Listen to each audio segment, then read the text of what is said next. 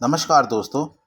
दोस्तों, क्या आप भी बीते हुए कल के बारे में सोच के परेशान रहते हैं? पास्ट में किसी ने आपके साथ कुछ गलत कर दिया तो उसके बारे में सोचकर आप दुखी रहते हैं। आपका पैसा किसी ने मार दिया तो आपका मन उस घटना में ही फंसा रहता है। तो दोस्तों, आज का यह वीडियो आपके लिए है। इस वीडियो को देखने के बाद, सुनने के बाद मेरी इस बात की गारंटी है कि आप अपनी तरफ से पूरी कोशिश करेंगे कि उस पुरानी घटना को भूलकर जीवन में आगे बढ़ें। दोस्तों, इस वीडियो में हम आपको भगवान बुद्ध के जीवन से जुड़ी एक कहानी सुनाएंगे, जिसे सुनकर आपको एहसास होगा कि बीते हुए कल में रहने से कोई लाभ नहीं होता।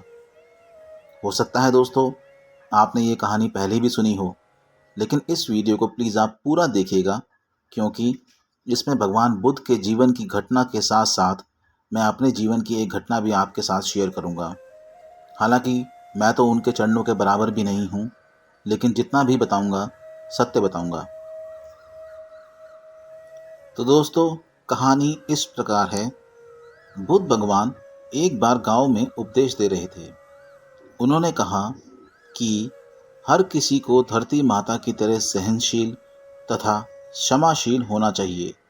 क्रोध ऐसी आग है जिसमें क्रोध करने वाला दूसरों को जलाएगा तथा खुद भी जल जाएगा। सभा में सभी शांति से बुद्ध की वाणी सुन रहे थे, लेकिन वहां स्वभाव से अति क्रोधी एक ऐसा व्यक्ति भी बैठा हुआ था जिसे ये सारी बातें बेतुकी लग रही थी। वह कुछ देर से ये सब सुनता रहा, फिर अचानक ही आग बुबूला होकर बोलने लगा, तुम पाखंडी हो। बड़ी बड़ी बातें करना यही तुम्हारा काम है। तुम लोगों को भ्रमित कर रहे हो। तुम्हारी ये बातें आज के समय में कोई मायने नहीं रखती। ऐसे कई कटु वचन सुनकर भी बुद्ध शांत रहे। उसकी बातों से ना तो वह दुखी हुए, ना ही कोई प्रतिक्रिया की। यह देखकर वह व्यक्ति और भी क्रोधित हो गया और उसने बुद्ध के मुंह पर थूक कर वहां से चला गया। अगले दिन जब उस व्यक्ति का क्रोध शांत हुआ तो वह अपने बुरे व्यवहार के कारण पछतावे की आग में जलने लगा और वह उन्हें ढूंढते हुए उसी स्थान पर पहुंचा। पर बुद्ध कहाँ मिलते। वह तो अपने शिष्यों के साथ पास वाले एक अन्य गांव निकल चुके थे। व्यक्ति ने बुद्ध के बारे में लोगों से पूछा और ढूंढते ढूंढते जहां बुद्ध प्रवचन दे रहे थे वहां पहुंच गया। उन्हें देखते ही वह उनके चरणों में गिर पड़ा और बोला, मुझे माफ़ कीजिए प्रभु। बुद्ध ने पूछा, कौन हो भाई? तुम्हें क्या हुआ है? क्यों क्षमा मांग रहे हो? उसने कहा, क्या आप भूल गए? मैं वही हूँ जिसने कल आपके साथ बहुत बुरा व्यवहार किया था। मैं शर्मिंदा हूँ। मैं मेरे दुष्ट आचरण की क्षमा याचना करने आया हूँ।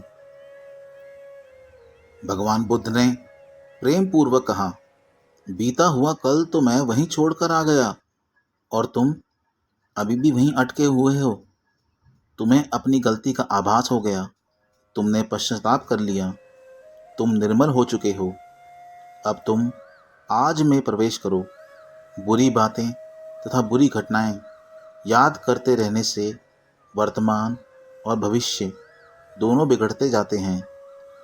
बीते हुए कल के कारण आज को मत बिगाड़ो।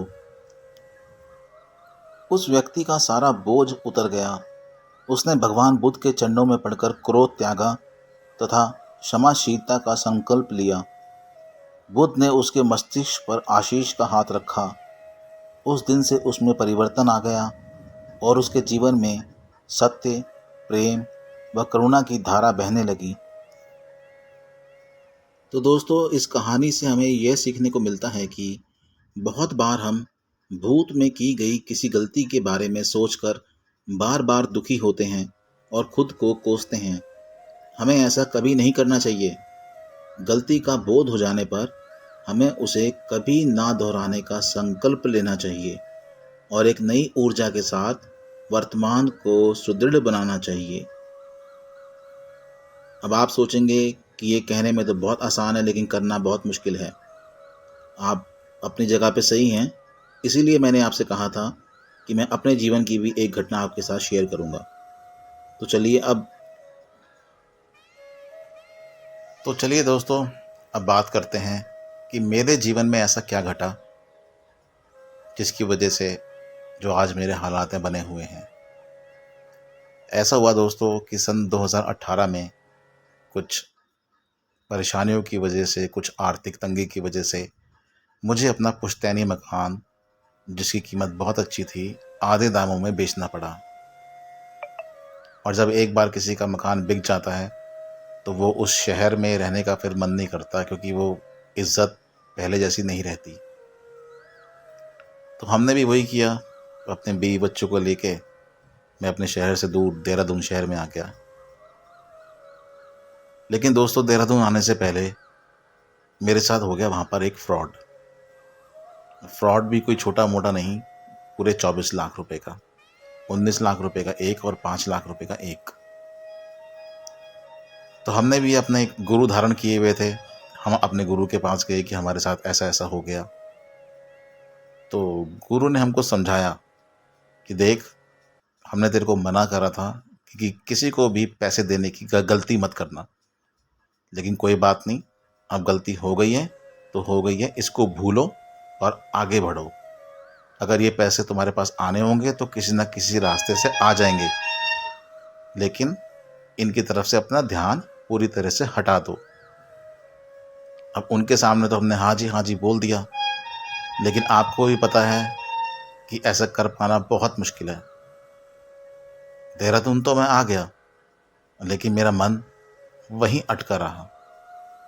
ऐसा नहीं था कि उस पैसे के अलावा मेरे पास पैसे नहीं थे, लेकिन मेरा मन उस पैसे में, उस घटना में ऐसा उलझा कि जो कुछ भी मेरे पास था वो सब बर्बाद हो गया, और ना वो पैसे आए और ना मेरे पास कुछ बचा। तो अगर मैंने अपने गुरु की बात मानी होती तो आज शायद काफ़ी कुछ बच गया होता और मैं सही से रह रहा होता। मेरे पास शायद अपना घर भी होता। आज मैं किराए के घर में रह रहा हूँ। किराया टाइम पे देने लायक मेरी मतलब हैसियत भी नहीं है। मेरे दोनों बच्चे स्कूल नहीं जा पा रहे। घर में ऐसा हालात हैं कि कभी खाना बनेगा, कभी नहीं बनेगा। ऐसे हालात हो चुके हैं और इस सब का जिम्मेवार मैं अपने आप को मानता हूँ अब, क्योंकि जिसने जो गलत मेरे साथ करना था उसने तो कर दिया, लेकिन मैं उस बात में इतना उलझ गया कि मैंने अपना आने वाला कल भी खराब कर लिया।